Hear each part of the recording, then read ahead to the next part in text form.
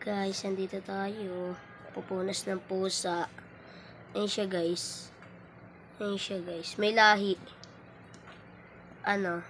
May lahi siya guys. Yung tatay kasi na ito nasa trabaho ng nanay po natin. Kaya po. Patapos na po guys. Punasan na lang po natin siya. Yung paa.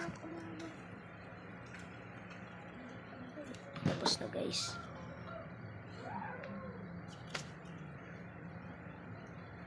Pasensya na guys kung hindi namin na-videoan yung pinakaunang pagbaligo namin sa kanya guys. Kasi guys, nagmamadali na din kasi.